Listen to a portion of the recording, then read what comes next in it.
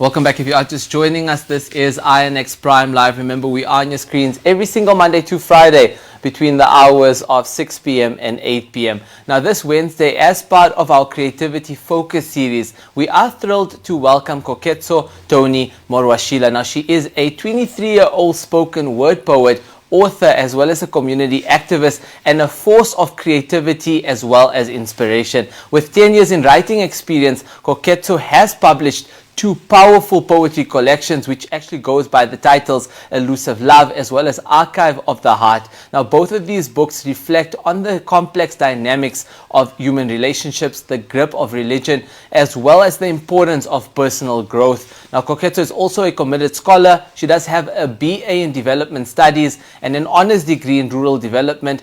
More so, she's also currently pursuing a master's at the University of Venda. Now, we are actually joined by Koketso right now. Koketso, thank you so much for joining us here on INX Prime Live.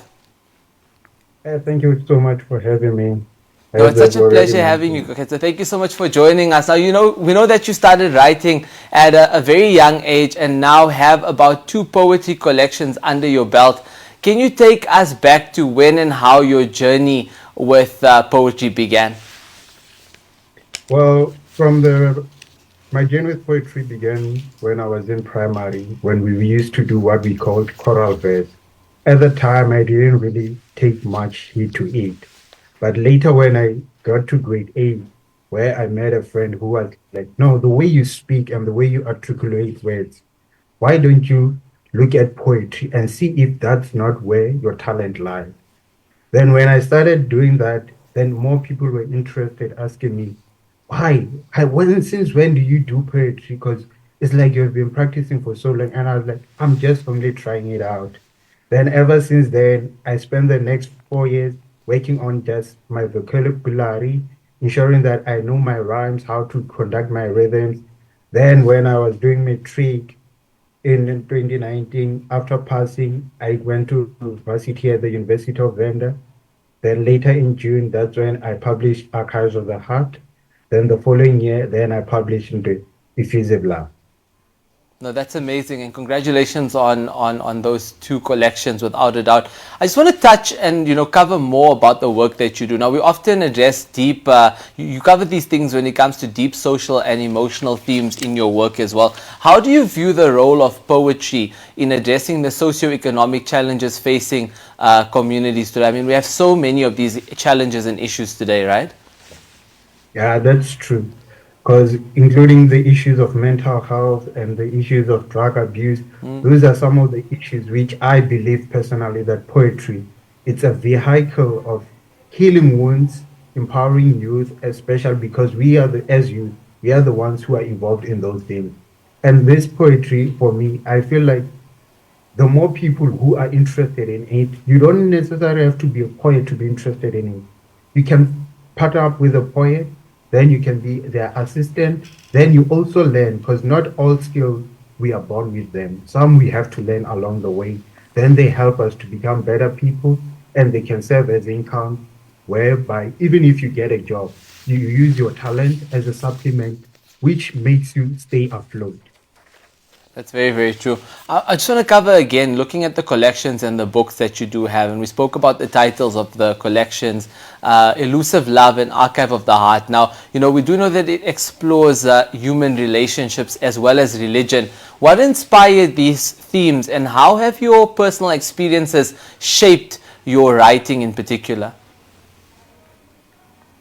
I'll begin with Archives of the Heart. With Archives of the Heart, I took it as more of a personal diary, which I was unveiling how I'm viewing the world.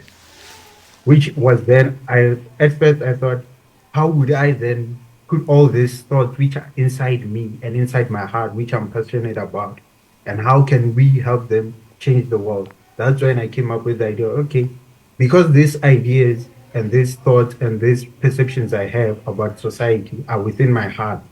Each poem can be a book or a book in itself, which in the Archives of the Heart, it's a library of those thoughts I have about society. Then in terms of effusive love, my experience growing up, I saw how my parents took care of us and my siblings. When we are sick, you find my mom cooking, even when at times she's sick. And sometimes you find my dad, he would have to travel a lot so that he can make ends meet, so that our family can be better off. So because of the love I saw for between them, how they love us and how much they sacrifice for us and how much they love each other. That's the love I thought it's best to display, to appreciate that love, as well as how when you learn that love, you are able to better translate it to society because we need a little bit of more love in today's society with all the gender-based violence which is going on. Because I believe if you love yourself, you treat the other person as yourself, you wouldn't inflict pain to another person, which you yourself you would not want that pain to be inflicted on you. No, that's very, very true. And I think it is important. The more we start to self love, and also the fact that we start developing each other, helping self development as well, we'll see a better future for South Africa as well as the world as well. I just want to touch on, the fact that you are a poet. And I mean, being a poet is quite a cool thing in that, but you're also deeply involved in community work, particularly through your Stop the Spot youth organization. Tell us a little bit more about the work that you do within your organization. At Stop the Sport, I am the managing director. Basically, I'm the operational in charge. I command people. But the good thing, what I love about what we are doing there, we're trying to empower youth as much as we can here at the varsity level. We're saying youth, they should be active citizens in the society. And active citizenship doesn't start outside when you graduate. You need to start now because when you're developing your community, it also helps you to gain experience. There are some courses such as development studies, community development. I always ask people, you want to be employed or you want to be a community developer, but you cannot offer your time to assist those who are not funded, to assist those who are facing challenges. How then do you expect us or the employer to trust you that you are dedicated to that job? You are passionate about that job. That's why I'm saying with Stop the Sport, we are focusing on ensuring that we are stopping all sports, including abuse, drug, alcohol, all those sports which are hindering our youth to be better versions of themselves. We are trying to hinder those, to erase them by ensuring that we provide entrepreneurial programs. We also provide a platform where if they want to display their creativity, they can be part of us. We also visit and grade 12 schools where we do application drive, motivation. Sometimes we go to those schools with prizes for the top learners so that we can encourage students to say, no, we look at the economy. The future is not tomorrow. All the time, most leaders always say, the youth are our future. But I always say, no, we are not the future. We are the future now because leadership begins today, not tomorrow. Yeah. No, I love that. And I think also the fact that you have the ability to balance, both your creative pursuits with activism. I think you play such an important role in terms of two aspects of your life in that sense. I just wanted to know, when it comes to writing poetry, how do you go about that whole creative process? Is it quite an easy, seamless process, or is it smooth, or is it quite difficult? Is it tedious? Maybe run us through the process that it takes for you to create your poetry. For me to create my poetry, it's it's really difficult to if I attempt to try by writing. It's really difficult because I get lost in the formulation of words where it consumes my thoughts and I lose my train of thought. So what I mostly do, I do spoken word where I recite without having thought of it, just recite on the spot record. Then after I write down, that's when I begin to edit certain portion where I feel that the way I constructed a sentence is not gonna deliver the message I want to impact to the community. No, that's brilliant. And I mean, also as someone who is, quite dedicated to youth empowerment in that sense, how do you believe, creative expression like poetry and spoken word can help young people find their voice and also tackle issues that they face in society right now?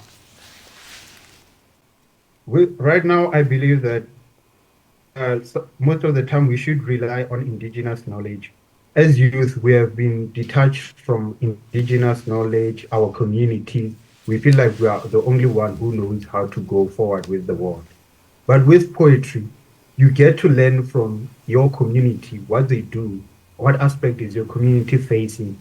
Then you compose that into a song where or a poem which eliminates those aspects and highlight the agency of your skills, which also provides you with employment. Because if you look at how South Africa is, we're a culturally diverse country. So we need more poets who can impact change through their mother tongue and also through English, which also is a universal language, can make it translate to other countries as well. And if you look at the poetry industry, even the government is trying its level best to ensure that we are a reading nation, we become a reading nation. So it's through poetry that when you do poetry, more people become interested in your work, they become interested in reading. And I believe that through reading, we can get knowledge. And through that knowledge, we can then now experiment or try out new things and become innovative so that we can take the country forward and solve the issues we are faced with. No, I love that. I can see you someone who's very ambitious, but also someone who's very passionate when it comes to society and helping, humanity in that sense.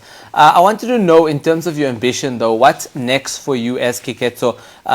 Can we expect more poetry collections from you in the future, or are you actually exploring other creative outlets or projects? I know that a lot of people that are in the creative space, they tend to move outside of their normal norm and start trying new things as they go. Yeah, so far for me in the future, what I'm aimed at is doing collaboration, a collaboration with authors who, or I'd say poets, who haven't gotten that chance to be published, haven't gotten that chance to showcase their work. That's what I'm aiming to do. Then later on, that's when I'll transition into short stories, that way to diversify my profile as well as designing.